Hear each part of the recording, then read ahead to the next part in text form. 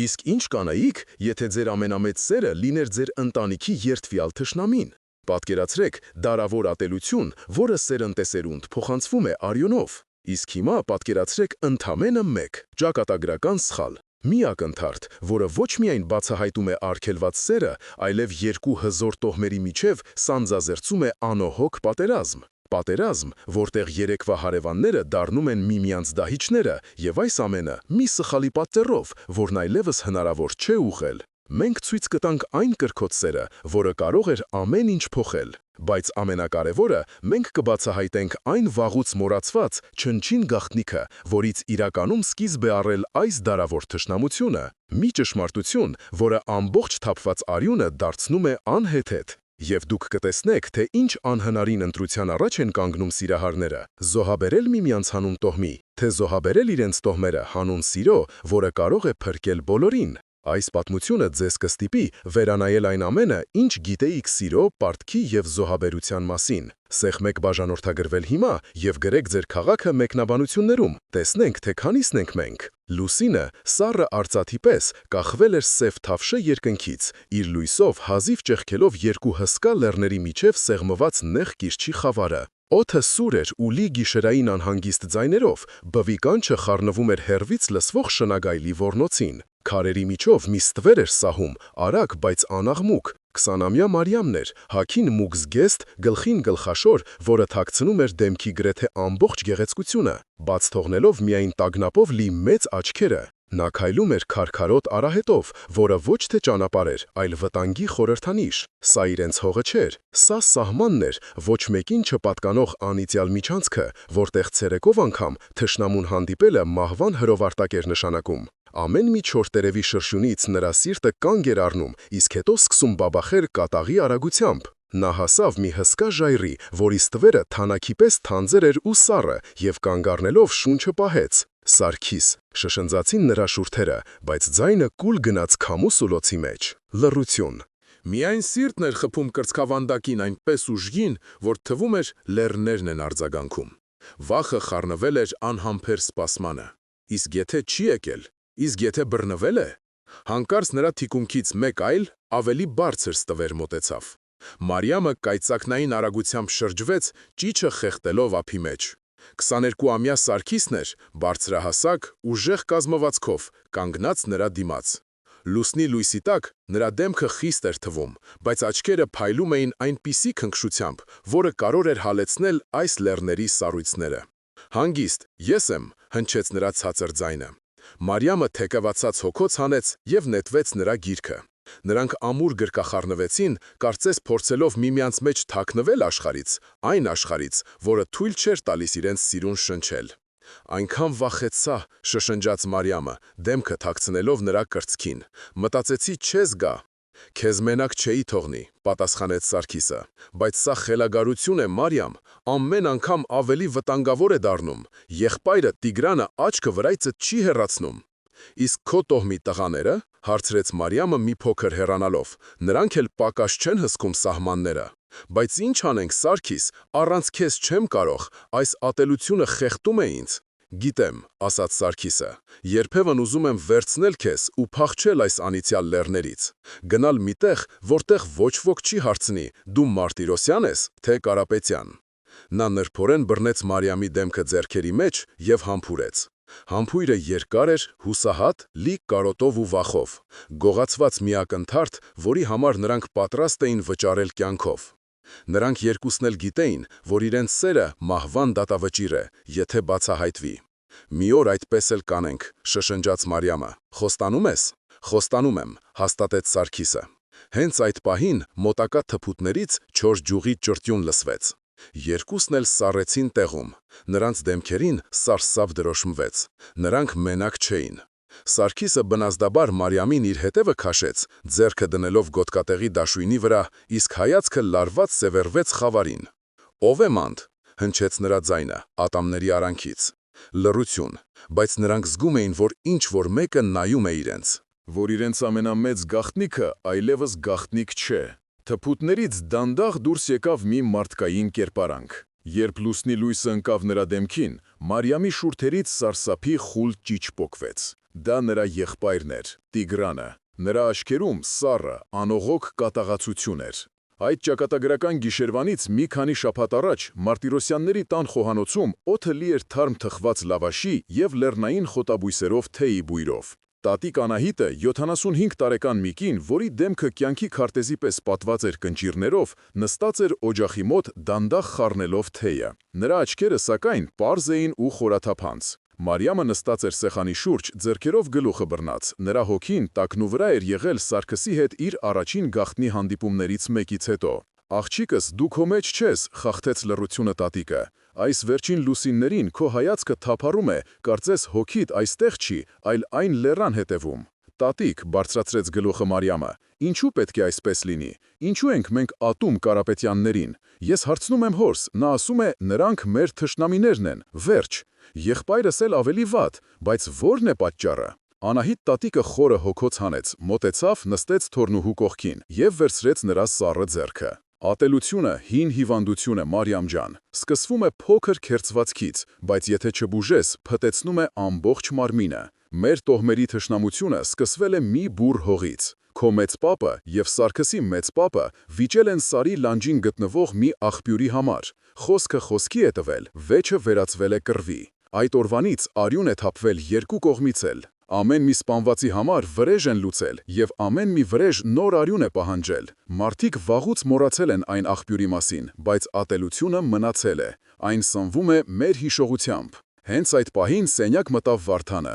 Մարիամի 50-ամյա հայրը, բարձրահասակ խիստ դիմագծերով մի տղամարդ, որի հայացքը ծանր էր ինչպես լեռան քար։ Նրա կողքին 24-ամյա Տիգրանն էր, ավելի բռնկուն, աչքերում անընդհատ կայծեր էին։ «Ինչ հին հեքիաթներ ես պատմում երեխային, մայր», խոսեց Վարդանը, «թշնամին թշնամի է։ Նրանք մեր պապերին են սպանել, մենք իրենց, սա լեռների օրենքն է»։ «Այո», ավելացրեց Տիգրանը, «և լսիր, քույր, այսօր գյուղում տեսա Կարապետյաններից մի քանիսին, ինչպես էին մեծ նայում։ Եթե հայրս չզսպեր, նրանցից մեկի գլուխը կջարդեի»։ «Իսկ դու մտածել ես, որ նրանք էլ նույնն են մտածում մեր մասին», վրդովվեց Մարիամը։ «Միգուցե ժամանակն է վերջ տալ այս ամենին»։ «Լռիր», բարձրացրեց ձայնը Վարդանը, «դու կին ես, չես հասկանում պատվի հարցերը, քո գործը տանն է, և զգույշ եղիր, լսել եմ, որ շատ ես մենակ զբոսնում սարերում, մի մոռացիր, որ մեր հողերի մյուս կողմում գայլեր են ապրում, երկտոնանի գայլեր»։ Վարդանի խոսքերը սառը դանակի պես խրվեցին Մարիամի սիրտը։ Նա հասկացավ, որ իր ընտանիքի համար խաղաղությունը դավաճանության հոմանիշ է։ Տիգրանը կասկածամտորեն նայեց քրոջը։ «Հա, Մարիամ, վերջերս դու շատ ես փոխվել, ինչ-որ բան թաքցնում ես»։ Մարիամի դեմքը գունատվեց, նա փորձեց հանգիստ թվալ, բայց Տիգրանի սուր հայացքից ոչինչ չէր վրիպում։ Նա զգացավ, որ եղբոր կասկածի սերմերն արդեն ցանված են նրա հոգում։ Մի քանի օր անց, լվացք անելու պատրավակով, Մարիամը իջել էր գեթափ։ Լվացքը մի կողմ դրած, նա նայում էր ջրի արագ հոսքին, որն իր մտքերի պես անհանգիստ էր։ Նա պետք է տեսներ Սարգսին, պետք է զգուշացներ եղբոր կասկածների մասին։ Նա գետի հոսանքով ցած նետեց մի քանի կարմիր խնձոր։ Դա նրանց պայմանական նշանն էր։ Եթե Սարգիսը գետի ստորին հոսանքում տեսներ խնձորները, կհասկանար, որ Մարիամը նրանց սպասում է իրենց գաղտնի վայրում այս գիշեր։ Հանկարծ նա լսեց ձիերի դոփյուն։ Գյուղի կողմից գալիս էին Տիգրանը և իր ընկերներից մի քանիսը, բոլորը զինված։ «Էլի մտքերի մեջ ես, քույր», հեգնեց Տիգրանը, «թե գետին ես գաղտնիքներդ պատմում»։ «Լվացք էի անում», փորձեց հանգիստ մնալ Մարիամը։ «Իսկ դուք ուր եք գնում այդպես զինված»։ «Մեր հոտերից մի քանի ոչխար է կորել», պատասխանեց Տիգրանը։ «Կասկածում ենք, որ Կարապետյան գողերն են տարել։ Գնում ենք մերինը հետ բերելու, կամ էլ նրանցից նույնքանը վերցնելու»։ «Տիգրան, մի արա», աղաչեց Մարիամը, «դա նոր կռվի առիթ կդառնա, գուցե գայլերն են տարել»։ «Միամիտ», ծիծաղեց Տիգրանը։ «Այս սարերում ամենամեծ գայլերը Կարապետյաններն են։ Դու տուն գնա, սա տղամարդու գործ է»։ Նրանք հեռացան, թողնելով Մարիամին սրտի դողով։ Նա հասկանում էր, որ իրավիճակը դուրս է գալիս վերահսկողությունից, և այս փոքր բախումը կարող է մեծ հրդեհի վերածվել։ Այդ գիշեր նա հանդիպեց Սարգսին ջրվեժի հետևում թաքնված փոքրիկ այրում։ «Նրանք եկել էին ձեր հողերը», տագնապով ասաց Մարիամը, «ոչխարների համար, իմ եղբայրը գլխավորում էր նրանց, ինչ-որ բան պատահեց»։ Հայրս իր մարդկանց հետ դուրս եկավ նրանց դեմ, պատասխանեց Սարգիսը մռայլ դեմքով։ Երկար վիճեցին, հազիվ կարողացանք առանց արյուն թափելու բաժանել նրանց։ Բայց ատելությունը օդում կախված էր։ Տիգրանը երդվեց, որ դեռ կհանդիպենք։ Մենք պետք է ինչ-որ բան անենք, Սարգիս, այսպես շարունակվել չի կարող, ասաց Մարիամը։ Ինչ կարող ենք անել, Մարիամ, մենք երկու կրակի արանքում ենք, եթե իմանան մեր մասին, մեզ երկուսիս էլ կսպանեն, քեզ դավաճանության, ինձ թշնամու հետ կապի համար։ Ուրեմն պետք է փախչենք, հենց հիմա, առաջարկեց Մարիամը։ Սարգիսը նայեց նրան, եւ նրա հայացքում ցավ կար։ Եվ թողնեմ իմ տոհմը, իմ հորը, ով ինձ իրենից հետո առաջնորդ է տեսնում, դա վախկոտություն կլինի, դա դավաճանություն կլինի։ Իսկ մեր սիրուց հրաժարվելը դավաճանություն չէ, հարցրեց Մարիամը, եւ նրանց միջև առաջին անգամ լարվածություն առաջացավ։ Նրանք հասկացան, որ միայն իրենց սերը բավարար չէր ավանդույթների եւ պարտքի պատերը քանդելու համար։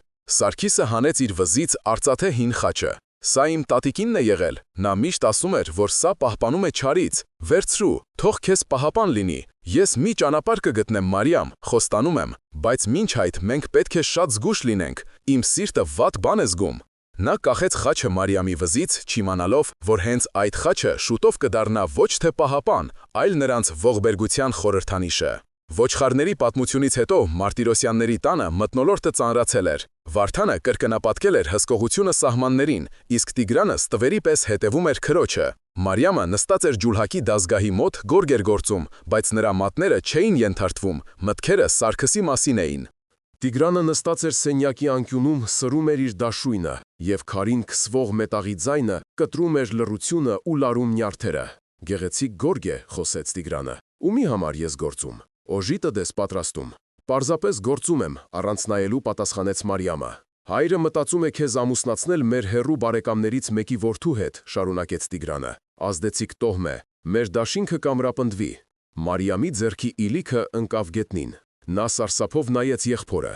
Ինչ, ես չեմ ուզում ամուսնանալ։ Քո ուզելով չէ, կանգնեց Տիգրանը։ Սա տոհմի շահերից է բխում։ Թե սպասող ունես։ Նա մոտեցավ եւ կտրուկ բռնեց քրոջ ձեռքից։ Ասա ինձ ճիշտը, Մարիամ, ուր են գնում քո մտքերը, երբ մենակ ես մնում։ Ում ես տեսնում երազումդ։ Բաց թող, ձեռքը քաշեց Մարիամը, դու խելագարվել ես։ Հենց այդ պահին նրա զգեստի օծիքի տակից փայլեց Սարգսի տված արծաթե խաչը։ Տիգրանի աչքերը նեղացան։ Սա ինչ խաչ է։ Մեր ընտանիքում այսպիսի բան չեմ տեսել։ Որտեղից քեզ։ Մարիամը սառեց։ Նա արագ փորձեց թաքցնել խաչը, բայց արդեն ուշ էր։ Տիգրանը տեսել էր դրա վրա փորագրված նշանը՝ Կարապետյանների տոհմի խորհրդանիշը, արծիվ։ Նրա դեմքը քարացավ։ Անհավատությունը փոխարինվեց սարսափելի կասկածով, իսկ հետո անզուսպ կատաղությամբ։ Կարապետյան, շշնջաց նա, եւ այդ շշուկը գոռոցից ավելի սարսափելի էր։ Դու դավաճանել ես մեզ, դու պղծել ես մեր պատիվը, թշնամու հետ։ Տիգրան, խնդրում եմ, լսիր ինձ,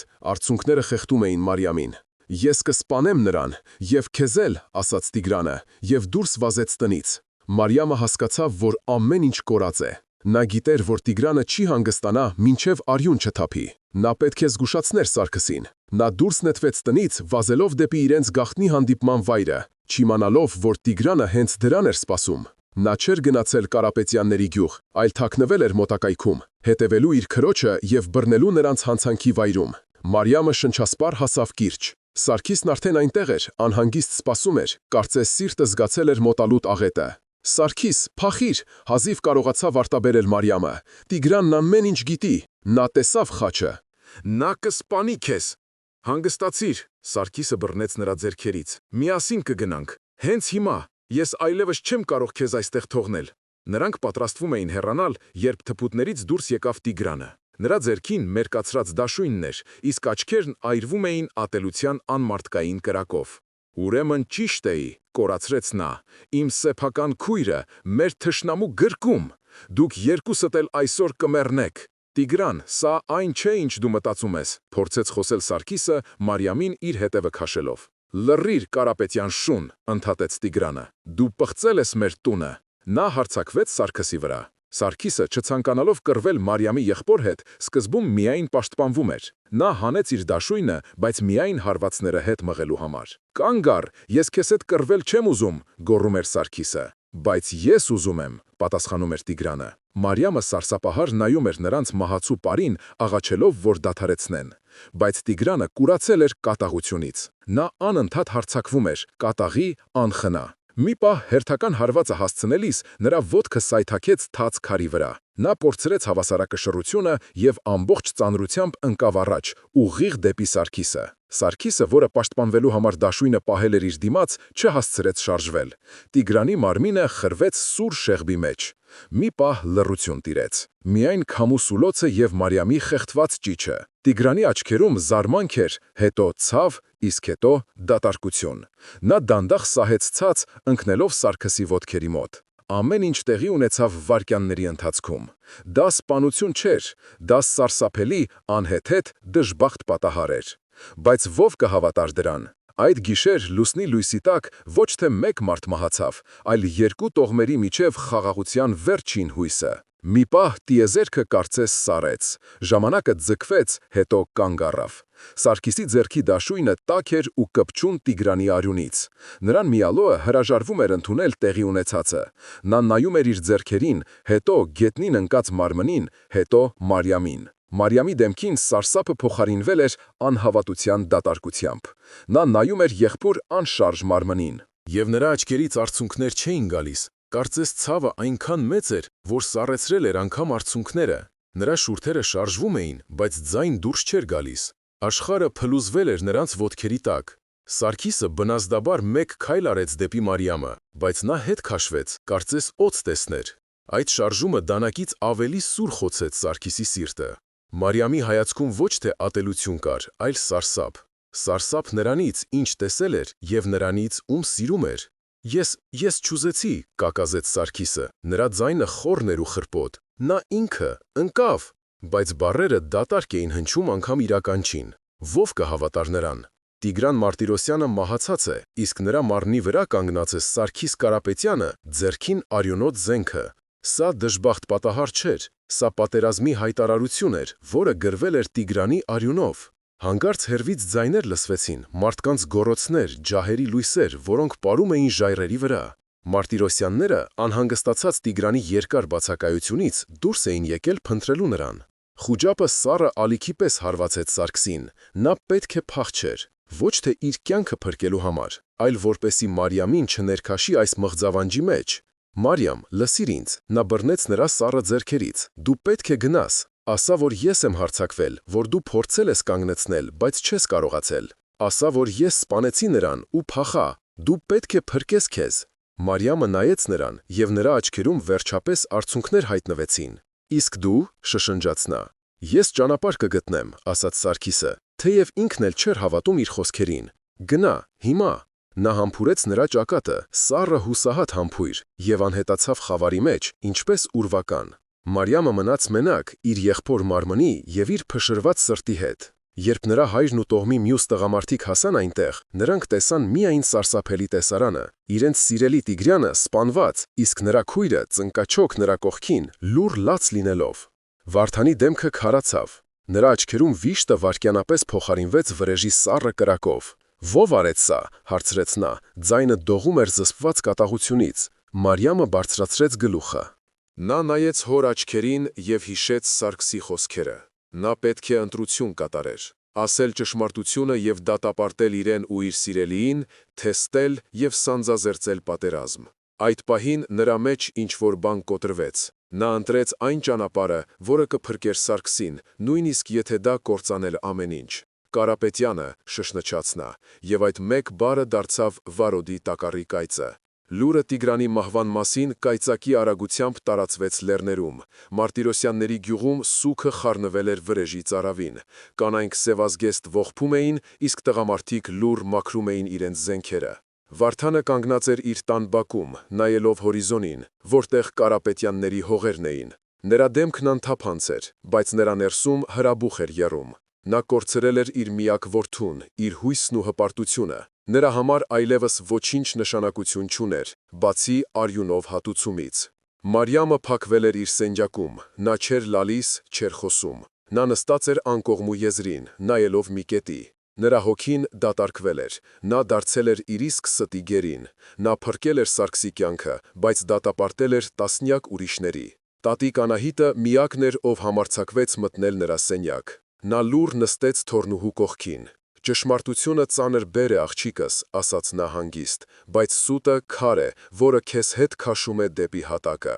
Մարիամը չպատասխանեց, նա չգիտեր, որ տատիկը կրահում է ավելին, քան ասում է։ Միևնույն ժամանակ Կարապետյանների գյուղում իրավիճակը ոչ պակաս լարված էր։ Սարգիսը հասնելով տուն ամեն ինչ պատմել էր իր հորը, Աշոտին։ Աշոտ Կարապետյանը 52, իմաստուն, բայց նաև հպարտ մարդ էր։ Նա լսեց որդու խոստովանությունը դեմքը քարացած։ Նա հավատում էր իր որդուն, բայց նաև գիտեր, որ Մարտիրոսյանները երբեք չեն հավատա։ «Դու մեծ սխալ ես գործել, որդիս», ասաց նա վերջում։ «Ոչ թե այն պատճառով, որ պաշտպանվել ես, այլ այն պատճառով, որ թույլ ես տվել, որ քո սիրտը քեզ տանի դեպի թշնամու բույնը։ Հիմա նրանք արյուն են ուզում, և նրանք կստանան այն»։ Սարգիսը ցնցված էր։ «Բայց դա դժբախտ պատահար էր, մենք պետք է խոսենք նրանց հետ, բացատրենք»։ «Խոսե՞», դառնորեն ծիծաղեց Աշոտը։ «Նրանց հետ, ում որդին մահացել է քո ձեռքով»։ «Ոչ, հիմա միայն զենքերն են խոսելու։ Դու այլևս իմ որդին չես միայն, դու մեր տոհմի խայտառակությունն ես, կամ մեր փրկությունը։ Պատրաստվիր, նրանք գալիս են»։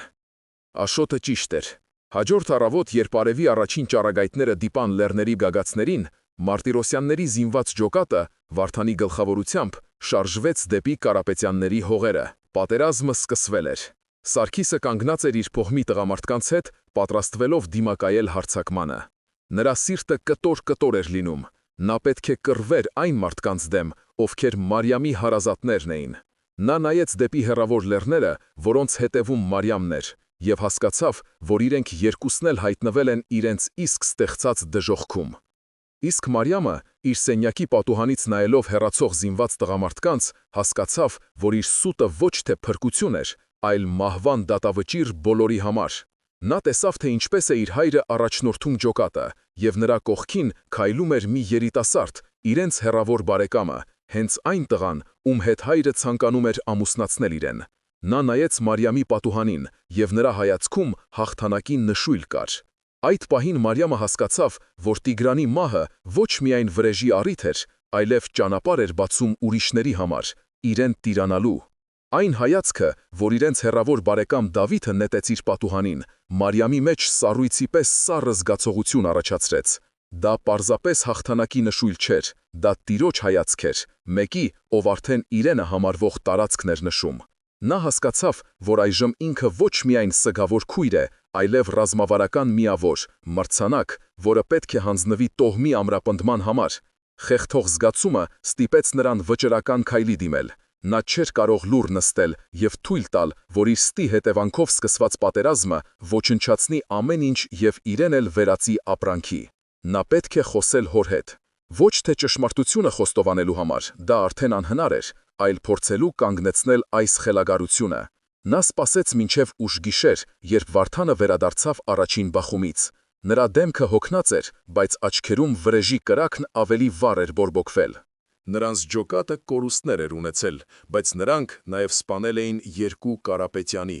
Արյան հաշիվը բացված էր։ Մարիամը մտավ հոր սենյակ առանց թաքելու։ «Հայր, խնդրում եմ, կանգ առ», սկսեց նա, ձայնը դողում էր։ «Սա պետք է դադարեցվի։ Արյունը նոր արյուն է ծնում։ Տիգրանին սա հետ չի բերի»։ Վարդանը դանդաղ շրջվեց։ Նրա հայացքը սառն էր։ «Դու ինչ ես հասկանում պատվից։ Նրանք սպանել են իմ որդուն, քո եղբորը։ Դու լսել ես, թե ինչպես են նրանք արդարանում։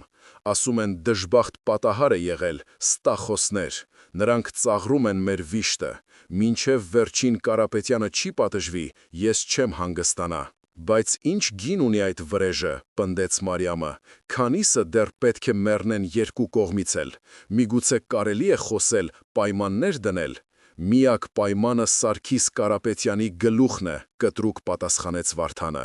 «Եվ քանի որ դու այդքան մտահոգված ես մեր տոհմի ապագայով, իմացի, երբ այս ամենը վերջանա, դու կամուսնանաս Դավթի հետ։ Նա քաջ մարտիկ է և հավատարիմ մեր տոհմին։ Ձեր միությունը կամրացնի մեզ»։ Մարիամի վերջին հույսը փշրվեց։ Նա հասկացավ, որ իր խոսքերը հոր համար ոչինչ չեն նշանակում։ Նա թակարդի մեջ էր, շրջապատված իր ստի, հոր վրեժխնդրության և Դավթի հավակնությունների պատերով։ Նա պետք է այլ ելք գտներ։ Միակ մարդը, ով կարող էր օգնել իրեն, տատիկն էր։ Մարիամը գնաց Անահիտ տատիկի սենյակ։ Իմաստուն կինը նստած էր մոմի լույսի տակ, մանում էր բուրդ։ Նա նայեց թոռնուհուն, և նրա հայացքում ոչ թե մեղադրանք կար, այլ խորը կարեկցանք։ «Ես գիտեմ, որ դու ստել ես աղջիկս», հանգիստ ասաց նա։ Մարիամը սարսափից քարացավ։ «Ինչպես, ես քեզ մեծացրել եմ», շարունակեց տատիկը, «ես գիտեմ քո սրտի ամեն մի զարկը, և ես գիտեմ, որ քո սրտում ատելություն չկա։ Դու չէիր կարող այդքան հանգիստ լինել, եթե իսկապես տեսնեիր, թե ինչպես են սառնասրտորեն սպանում քո եղբորը։ Դու ինչ-որ բան ես թաքցնում»։ Մարիամը չդիմացավ և սկսեց լաց լինել, պատմելով ամեն ինչ՝ իր գաղտնի սիրո, ճակատագրական հանդիպման և սարսափելի պատահարի մասին։ Տատիկը լսում էր լուռ, առանց ընդհատելու։ Երբ Մարիամը վերջացրեց, Անահիտը խորը շունչ քաշեց։ «Դու սարսափելի սխալ ես գործել, ստելով, բայց ես հասկանում եմ, Թե ինչու ես դա արել։ Հիմա պետք է փորձենք ուղղել այն, ինչ հնարավոր է, բայց դա հեշտ չի լինի։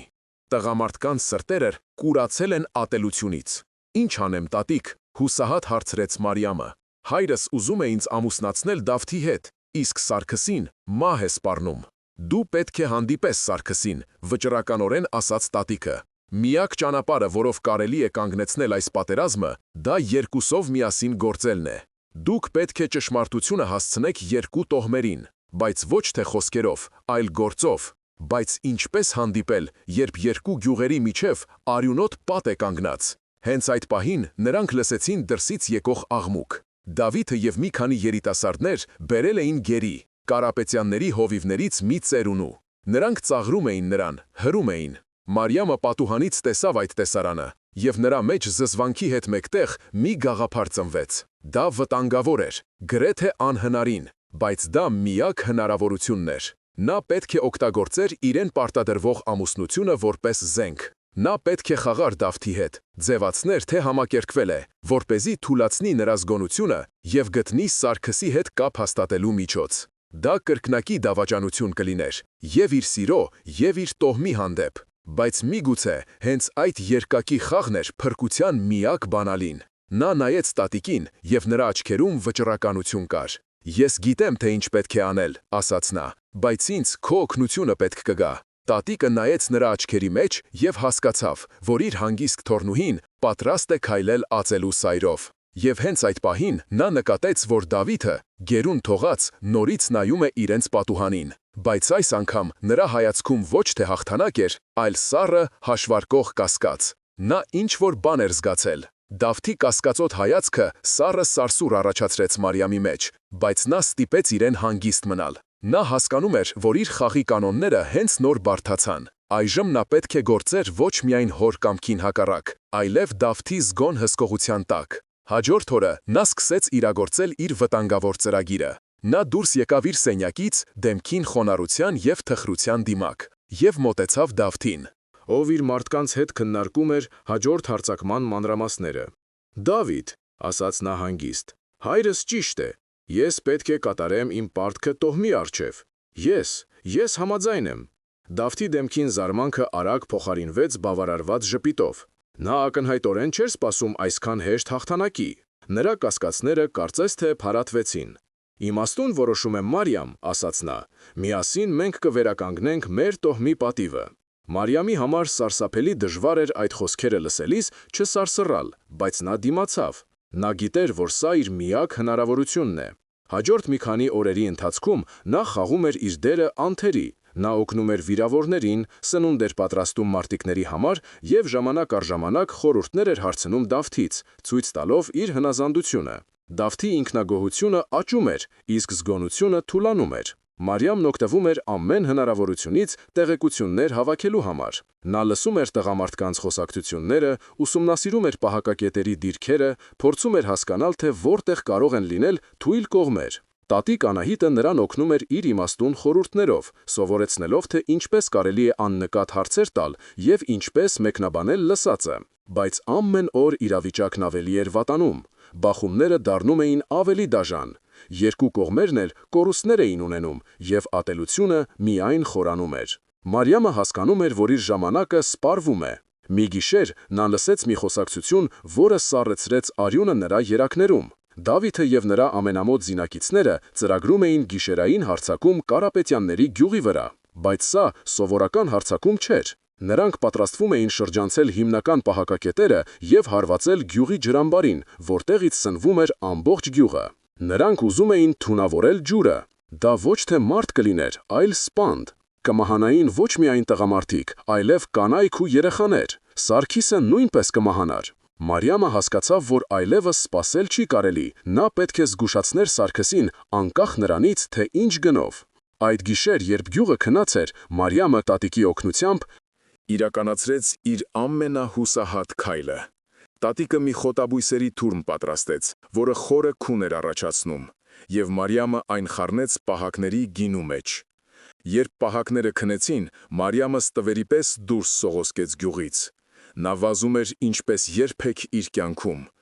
Լուսինը թաքնվել էր ամպերի հետևում, և նա առաջ էր շարժվում, գրեթե կուրորեն, հույսը դնելով միայն իր հիշողության և տեղանքի իմացության վրա։ Վախը սեղմում էր նրա կոկորդը, բայց ջրի թունավորման սարսափելի պատկերը նրան ուժ էր տալիս։ Նա պետք է հասներ չեզոք գոտի, հին աղբյուրի մոտ, որտեղից սկսվել էր այս ամբողջ անեծքը։ Դա միակ տեղն էր, որտեղ նա կարող էր հույս ունենալ, որ Սարգիսը կգտնի իր նշանը։ Նա հասավ աղբյուրին հազիվ կենդանի, շնչասպառ։ Նա հանեց իր գլխաշորը և կապեց այն աղբյուրի մոտ աճող հին ուռենու ճյուղից։ Դա իրենց հին պայմանական նշանն էր, վտանգի ազդանշան։ Հիմա մնում էր միայն սպասել և աղոթել, որ Սարգիսը կամ նրա մարդկանցից որևէ մեկը նկատի այն մինչև լուսաբաց։ Բայց երբ նա պատրաստվում էր թաքնվել մոտակա ժայռերի հետևում, նա լսեց քայլերի ձայն։ Նրա սիրտը կանգ առավ։ Միգուցե Սարգիսն է։ Բայց խավարից դուրս եկավ ոչ թե Սարգիսը, այլ Դավիթը։ Նրա դեմքին այլևս ժպիտ չկար, միայն սառը, անողոք կատաղություն։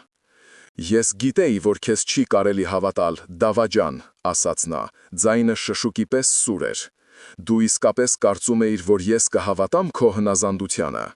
Ես հետևում էի քեզ ամեն քայլափոխի»։ Մարիամը հասկացավ իր սխալի ամբողջ մասշտաբը։ Նա թերագնահատել էր Դավթին։ Նա ոչ միայն դաժան էր, այլև խորամանկ։ Այժմ նա բռնվել էր, և ոչ միայն իր կյանքն էր վտանգի տակ, այլև Կարապետյանների ամբողջ գյուղի ճակատագիրը։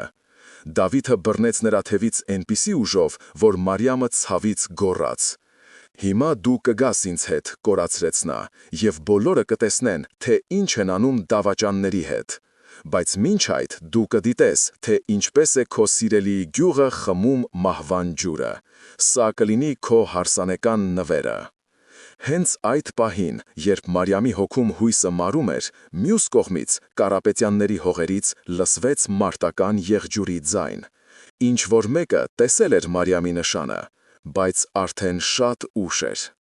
Մարտական եղջյուրի ձայնը կտրեց գիշերվա լռությունը,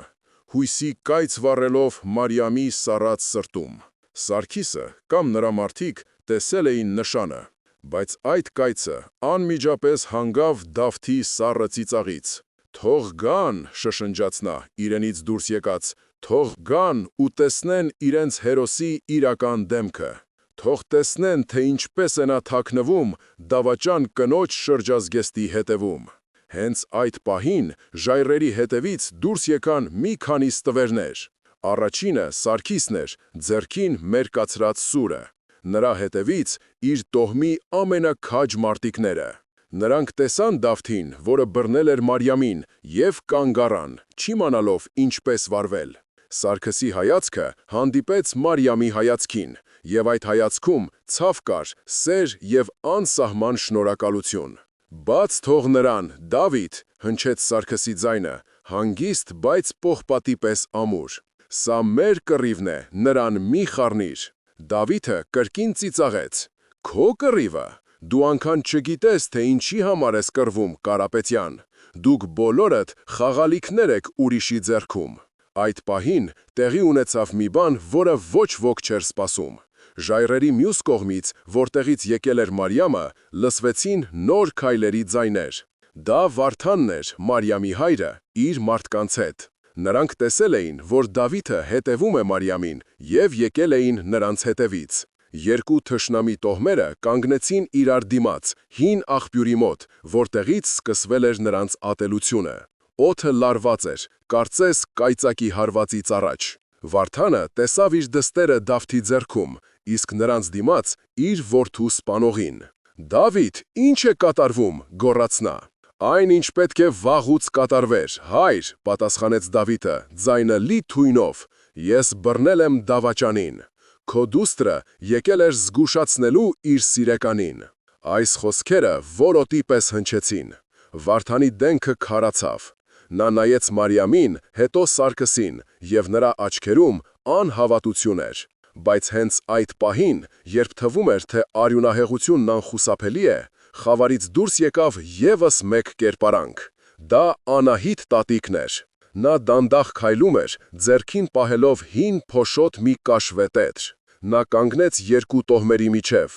«Բավական է», հնչեց նրա ձայնը, ծեր, բայց զարմանալիորեն հզոր։ Դուք կռվում եք մի ստի համար, որը թունավորել է ձեր հոգիները սերունդներ շարունակ։ Ինչ ստի մասին ես խոսում, մայր, կասկածով հարցրեց Վարդանը։ Այն ստի, որը սկիզբ դրեց այս թշնամությանը, պատասխանեց տատիկը։ Դուք բոլորդ կարծում եք, որ ձեր պապերը կռվել են այս աղբյուրի համար, բայց դա ճիշտ չէ։ Նա բացեց հին տետրը։ Սա իմ ամուսնու, քո հոր օրագիրն է, Վարդան։ Նա երբեք չհամարձակվեց պատմել ճշմարտությունը, բայց գրի է առել այն։ Ձեր պապերը, Արամ Մարտիրոսյանը և Գևորգ Կարապետյանը, ոչ թե թշնամիներ էին, այլ լավագույն ընկերներ։ Նրանք միասին էին կռվել թուրքերի դեմ, բայց նրանք երկուսն էլ սիրում էին միևնույն կնոջը՝ Սոնային։ Եվ Սոնան ընտրեց Գևորգին, Սարգսի մեծ պապին։ Լռություն տիրեց, բոլորը լսում էին, շունչները պահած։ Արամը, քո պապը Վարդան, չկարողացավ տանել դա, խանդից կուրացած, նա զրպարտեց իր ընկերոջը, մեղադրելով նրան դավաճանության մեջ։ Վեճ բռնկվեց, և Արամը պատահաբար սպանեց Գևորգին։ Որպեսզի թաքցնի իր հանցանքը և խայտառակությունը, նա հորինեց աղբյուրի համար կռվի պատմությունը։ Նա ստեղծեց թշնամի, որպեսզի արդարացնի իր սպանությունը։ Եվ դուք, նրանց սերունդներդ, շարունակում եք սպանել միմյանց մի ստի համար, որը ծնվել է մերժված սիրուց և խանդից։ Այս բացահայտումը ռումբի պես պայթեց։ Ամբողջ աշխարհը, որը նրանք գիտեին, փլուզվեց այդ մեկ ակնթարթում։ Ատելությունը, որը սնում էր նրանց, որի համար նրանք ապրում և մահանում էին, հիմնված էր ստի վրա։ Դարավոր թշնամությունը ոչ այլ ինչ էր, եթե ոչ մի մարդու խանդի և վախկոտության արդյունք։ Սարգիսը նայեց Վարդանին։ Վարդանը նայեց Աշոտին, Սարգսի հորը, ով նույնպես իր մարդկանց հետ հասել էր այնտեղ եղջյուրի ձայնից։ Նրանց դեմքերին զզվանք էր, շփոթություն և սարսափելի գիտակցում։ Նրանց պապերը եղել են ոչ թե հերոսներ, այլ ստի զոհեր և մասնակիցներ։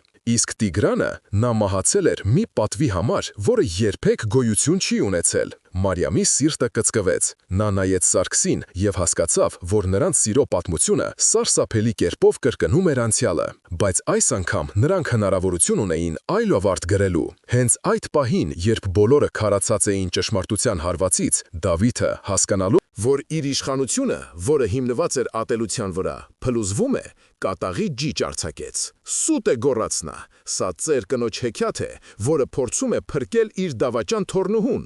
Մեր թշնամիները մեր առջև են, սպանեք նրանց»։ Նա բարձրացրեց իր սուրը, որպեսզի հարվածի Սարգսին, բայց նրա ճանապարհին կանգնեց Վարդանը։ «Բավական է», հնչեց Մարիամի հոր ձայնը, և դրանում այլևս վրեժ չկար, այլ միայն անսահման հոգնածություն և զղջում։ Այս գիշեր այլևս արյուն չի թափվելու։ Դավիթը անհավատորեն նայեց իր առաջնորդին, ում նա համարում էր վրեժի մարմնացում։ Նա հասկացավ, որ պարտվել է։ Ոչ թե զենքով, այլ ճշմարտությամբ։ Եվ այդ պահին նրա ատելությունը գտավ նոր թիրախ։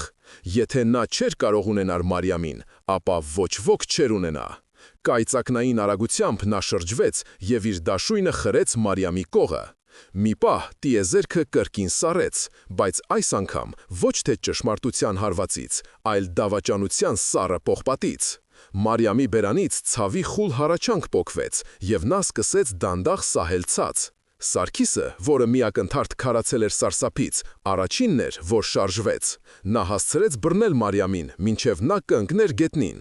Դավթի դեմքին խելագարի ժպիտ էր, նա պատրաստվում էր երկրորդ հարվածը հասցնել, բայց Վարդանի մռնչյունը ցնցեց լեռները։ Մարիամի հայրը, մոռանալով ամեն ինչ, թշնամություն, սուտ, պատիվ, նետվեց Դավթի վրա կատաղի գազանի պես։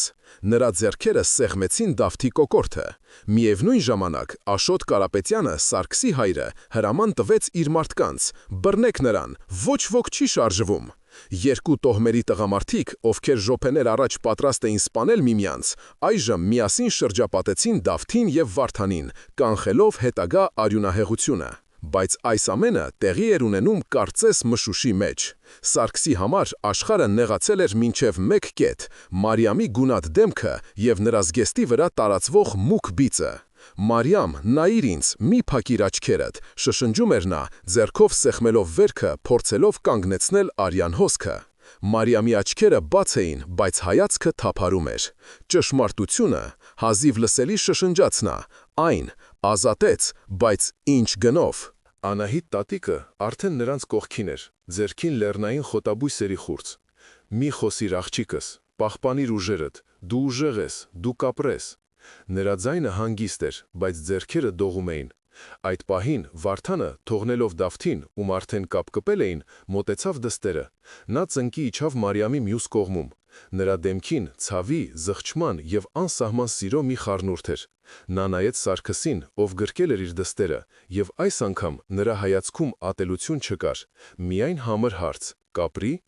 «Մենք պետք է նրան գյուղ տանենք, անմիջապես», ասաց Աշոտ Կարապետյանը, մոտենալով նրանց։ «Մեր բուժակը լավագույնն է այս լեռներում»։ Վարդանը բարձրացրեց գլուխը և նայեց իր դարավոր թշնամուն։ Երկու հայրերի հայացքները հանդիպեցին իրենց երեխաների տառապանքի վրա։ Այդ պահին նրանք այլևս Մարտիրոսյան և Կարապետյան չէին։ Նրանք պարզապես երկու հայր էին, որոնք վախենում էին կորցնել իրենց ամենաթանկը։ «Տարեք», հազիվ կարողացավ ասել Վարդանը։ Հաջորդ մի քանի օրերը անցան լարված սպասման մեջ։ Մարիամին տեղափոխել էին Կարապետյանների գյուղ։ Այն փաստը, որ Վարդան Մարտիրոսյանը թույլ էր տվել, որ իր վիրավոր դստերը տանեն թշնամու տարածք, ինքնին հեղափոխություն էր։ Երկու գյուղերի միջև հաստատվել էր մի փխրուն զինադադար, որը հիմնված էր ոչ թե պայմանագրի, այլ ընդհանուր շոկի և Մարիամի կյանքի համար անհանգստության վրա։ Սարգիսը աչքը չէր կտրում Մարիամի անկողնուց։ Նա նայում էր նրա գունած դեմքին և իրեն էր մեղադրում ամեն ինչի համար։ Եթե ինքը չլիներ, եթե իրենց սերը չլիներ, այս ամենը տեղի չէր ունենա։ Բայց հետո նա հիշում էր տատիկի բացահայտած ճշմարտությունը և հասկանում, որ իրենք ընդամենը վերջին օղակն էին ստի երկար շղթայում։ Նրանց սերը ոչ թե պատճառն էր, այլ հետևանքը, հնարավորությունը կոտրելու անեծքը։ Վարդանը և նրա մի քանի հավատարիմ մարդիկ մնացել էին Կարապետյանների գյուղում, որպես հյուր, բայց իրականում որպես պատանդներ իրենց իսկ խղճի։ Վարդանը շատ էր փոխվել։ Նրա ուսերից կարծես դարերի բեռ էր ընկել։ Նա ժամերով նստում էր Աշոտի հետ լուր։ Նրանք խոսելու շատ բան չունեին, բայց նրանց լռությունը լի էր իմաստով։ Նրանք վերագնահատում էին իրենց ամբողջ կյանքը, իրենց հայրերի կյանքը, իրենց որդիների մահը։ Տիգրանի մահը այժմ այլ լույսի ներքո էր երևում։ Նա զոհ էր դարձել ոչ թե թշնամու դաշույնին, այլ իր սեփական պապի ստին։ Այս գիտակցումը սարսափելի էր։ Մի օր, երբ Մարիամը դեռ անգիտակից պառկած էր, Սարգիսը դուրս եկավ մաքուր օդ շնչելու։ Նա տեսավ, որ Դավթին պահում են առանձին տանը, խիստ հսկողության տակ։ Նա մոտեցավ։ Դավթի աչքերում զղջման նշույլ անգամ չկար, միայն սառը, անզոր ատելություն։ «Դուք բոլորդ հիմարներ եք», կորացրեց նա։ «Դուք հավատացիք մի ծեր կնոջ հեքիաթի։ Ատելությունն է մեզ ուժեղ դարձնում։ Առանց դրա մենք ոչինչ ենք»։ Սարգիսը նայեց նրան և հասկացավ, որ Դավթի համար ճշմարտությունը նշանակություն չուներ։ Նրա համար ատելությունը ոչ թե զգացմունք էր, այլ իշխանության գործիք։ Եվ այդ պահին Սարգիսը կայացրեց իր որոշումը։ Նա այլևս չէր փախչի, չէր պաշտպանվի։ Նա պետք է ակտիվ գործեր։ Նա պետք է ոչ միայն փրկեր Մարիամին, այլև վերջնականապես արմատախիլ աներ այն թույնը, որը դարեր շարունակ քայքայում էր իրենց տոհմերը։ Նա վերադարձավ տուն և մտավ սենյակ, որտեղ նստած էին իր հայրը և Վարդանը։ «Մենք պետք է որոշենք, թե ինչ ենք անելու հետո», ասաց նա վճռականորեն։ «Այս զինադադարը հավերժ չի տևի։ Մեր տոհմերում կան մարդիկ, Դավթի նման, որոնք կփորձեն նորից բորբոքել կրակը։ Մենք պետք է նրանց ցույց տանք նոր ճանապարհ, բայց դրա համար մենք պետք է միասին լինենք, ոչ թե որպես թշնամիներ, որոնք հաշտվել են, այլ որպես դաշնակիցներ։ Վարդանը եւ Աշոտը նայեցին նրան, հետո միմյանց։ Նրանք տեսնում էին իրենց առջև ոչ թե մի տհայի, որը սիրահարվել էր թշնամու դստերը, այլ իսկական առաջնորդի։ Եվ այդ պահին, երբ նրանք պատրաստվում էին պատասխանել, սենյակից, որտեղ պառկած էր Մարիամը, լսվեց թույլ ձայն։ Նա ուշքի էր եկել։ Մարիամի ուշքի գալը դարձավ այն կայծը, որից բոցավառվեց գործողությունների կրակը։ Նրա առաջին խոսքերը եղան ոչ թե ցավի մասին, այլ ապագայի։ Մենք պետք է բոլորին պատմենք, շշնջաց նա, նայելով Սարգսին, հորը եւ Աշոտին։ Ճշմարտությունը պետք է լսեն բոլորը։ Այդ պահից սկսած Սարգիսը վերցրեց ամեն ինչ իր ձեռքը։ Նա այլևս ավանդույթների գերի չէր, նա նոր աշխարհի ճարտարապետն էր։ Նրա առաջին քայլը եղավ երկու տոհմերի ավագների ընդհանուր ժողով հրավիրելը։ Դա աննախադեպ քայլ էր։ Սկզբում երկու կողմից էլ դիմադրություն կար։ Մարտիրոսյանների մեջ կային շատերը, ովքեր դեռևս հավատում էին Դավթի ստին եւ Սարգիսին համարում էին մարդասպան։ Կարապետյանների մեջ էլ կային մարդիկ, ովքեր չէին վստահում իրենց դարավոր թշնամիներին։ Լարվածությունը հասել էր գագաթնակետին։ Սարգիսը հասկանում էր, որ միայն խոսքերը բավարար չեն, նա պետք է ցույց տար, ոչ թե պատմեր։ Նա, իր հոր եւ Վարդանի համաձայնությամբ, կազմակերպեց մի բաց դատավարություն Դավթի նկատմամբ։ Դատավարությունը պետք է տեղի ունենար հենց այն աղբյուրի մոտ, որտեղ տեղի էին ունեցել ճակատագրական իրադարձությունները։ Սա ռիսկային քայլ էր։ Երկու զինված տոհմերի հավաքը մի վայրում կարող էր ցանկացած պահի վերածվել նոր սպանդի, բայց Սարգիսը գնում էր այդ ռիսկին։ Նա գիտեր, որ թույնը պետք է բուժել հենց այնտեղ, որտեղից այն սկսել է տարածվել։ Դատավարության օրը օդը լի էր լարվածությամբ։ Երկու տոհմերի տղամարդիկ կանգնած էին իրար դիմաց, ձեռքերը զենքերի վրա։ Կենտրոնում կանգնած էին Սարգիսը, Վարդանը, Աշոտը եւ Անահիտ տատիկը, ով իր ձեռքում պահում էր հին օրագիրը։ Կապկպված Դավթին բերեցին եւ կանգնեցրին բոլորի առջև։ Սարգիսը առաջինը խոսեց։ Նրա ձայնը հանգիստ էր, բայց հնչում էր ամբողջ կիրճում։ Նա պատմեց ամեն ինչ, իրենց գաղտնի սիրո, Տիգրանի հետ պատահական բախման եւ սարսափելի դժբախտ պատահարի մասին։ Նա ոչինչ չթաքցրեց, չարդարացավ, նա պարզապես ներկայացրեց փաստերը։ Մարտիրոսյանների շարքերում դժգոհ տրտունջ բարձրացավ։ Նա ստումում է, որպեսզի փլկի իր մաշկը, գոռաց ինչ-որ մեկը։ Հենց այդ պահին առաջ եկավ Վարդանը։ Բոլորը սպասում էին, որ նա կհերքի Սարգսի խոսքերը, բայց Վարդանը արեց անսպասելին։ Նա ճիշտ է ասում, հնչեց նրա խորը ձայնը։ Ես կուրացել էի վշտից եւ վրեժի ծարավից, ես չէի ուզում տեսնել ճշմարտությունը։ Իմ որդին զոհվեց ոչ թե այս մարդու ձեռքով, այլ մեր սեփական ատելության պատճառով։ Այս խոստովանությունը ցնցեց բոլորին, բայց Դավթը չէր հանձնվում։ Նա դավաճան է, գոռաց նա միացել է մեր թշնամիներին, մի հավատացեք նրան։ Այդ ժամանակ Անահիտ տատիկը բացեց օրագիրը եւ սկսեց բարձրաձայն կարդալ իր ամուսնու խոստովանությունը, պատմելով երկու ընկերների մերժված սիրո եւ ճակատագրական ստի մասին։ Ամեն մի բառը քարի պես ընկնում էր լռության մեջ, քանդելով ատելության դարավոր պատը։ Երբ նա վերջացրեց, կիրճում մեռյալ լռություն տիրեց։ Մարդիկ նայում էին միմյանց, իրենց երբեմնի թշնամիներին եւ նրանց աչքերում տեսնում էին ոչ թե մարդասպանների, այլ նույն ստի զոհերին։ Բայց Դավթի կողմնակիցները մի փոքր, բայց ագրեսիվ խումբ չէին պատրաստվում հանձնվել։ Նրանց առաջնորդը, Դավթի ազգականը, հանեց սուրը։ Սա կախարդություն է, նրանք փորձում են թուլացնել մեզ ստերով, իսկական Մարտիրոսյանները կգնան իմ հետևից, վրեժ Տիգրանի համար։ Նա եւ մի քանի հոգի նետվեցին առաջ։ Թվում էր, թե կռիվն անխուսափելի է, բայց այդ պահին Կարապետյանների շարքերից դուրս եկան Սարգիսը եւ նրա մարդիկ, իսկ Մարտիրոսյանների շարքերից Վարդանը եւ նրա հավատարիմ մարտիկները։ Նրանք կանգնեցին կողք կողքի, ստեղծելով կենթանի պատ Դավթի կողմնակիցների եւ մնացածների միջև։ Երբեմնի թշնամիները այժմ միասին պաշտպանում էին փխրուն խաղաղությունը։ Դավթի կողմնակիցները, տեսնելով այս անսպասելի միասնությունը, կանգ առան շփոթված։ Նրանց ատելությունը հիմնված էր բաժանման վրա, միասնության դեմ նրանք անզոր էին։ Նրանք դանդաղ իջեցրին զենքերը։ Թվում էր, թե ամեն ինչ վերջացած է, հաղթանակը նվաճված էր։ Բայց հենց այդ պահին, երբ բոլորը թուլացրել էին զգոնությունը, Դավթը, ով կարողացել էր ինչ-որ կերպ ազատել իր ձեռքերից մեկը, խլեց մոտակա պահակի դաշույնը եւ նետվեց ոչ թե Սարգսի կամ Վարդանի, այլ Անահիտ տատիկի վրա, ով ձեռքում պահում էր ճշմարտության խորհրդանիշը, օրագիրը։ Եթե ես պետք է մեռնեմ, ապա այս սուտը կմեռնի ինձ հետ, գոռաց նա։ Դավթի խելագար հարձակումը այնքան անսպասելի էր, որ մի ակնթարթ բոլորը քարացան, բայց այդ ակնթարթը բավական էր։ Սարգիսը, ով ամենամոտն էր կանգնած, առաջ նետվեց։ Նա չհասցրեց հանել իր սուրը, նա պարզապես իր մարմնով պատնեշ դարձավ Անահիտ տատիկի և Դավթի դաշույնի միջև։ Պողպատե սուր շեղբը խորը խրվեց նրա ուսի մեջ։ Ցավի սուր ալիքը անցավ Սարգսի մարմնով, բայց նա չընկրկեց։ Նա բռնեց Դավթի զինված ձեռքը և սեղմեց այնպիսի ուժով, որ ոսկորների ճրթյուն լսվեց։ Դավթը ցավից գոռաց և բաց թողեց դաշույնը։ Հենց այդ պահին Վարդանը և Աշոտը, կարծես մեկ մարդ լինեին, հասան նրանց։ Նրանք միասին տապալեցին Դավթին գետնին, այս անգամ վերջնականապես։ Կռիվը վերջացել էր։ Բայց ինչ գնով։ Սարգիսը ծնկի իջավ, ձեռքով բռնելով առնահոսող վերքը։ Անահիտ տատիկը դեմքին սարսափի և շնորհակալության խառնուրդ մոտեցավ նրան։ «Դու փրկեցիր ինձ, տղաս», շշնջաց նա, «դու փրկեցիր ճշմարտությունը»։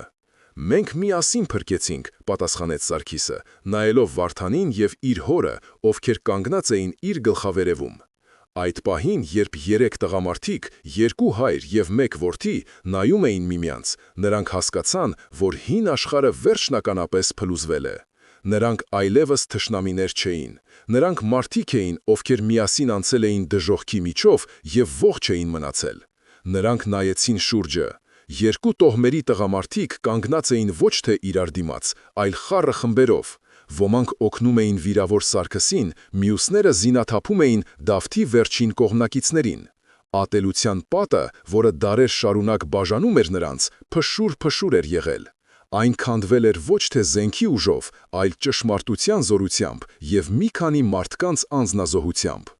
Այդ օրը հին աղբյուրի մոտ ոչ թե նոր կռիվ սկսվեց, այլ նոր կյանք։ Դավթին և նրա ամենամոլի կողմնակիցներին դատեցին երկու տոհմերի անդամուր ժողովով։ Նրանց դատավճիռը ոչ թե մահն էր, այլ աքսորը։ Նրանց արտաքսեցին այս լեռներից, իրավունք չտալով երբեք վերադառնալ։ Դա ավելի ծանր պատիժ էր, քանի որ նրանք կորցրին իրենց տունը, իրենց արմատները։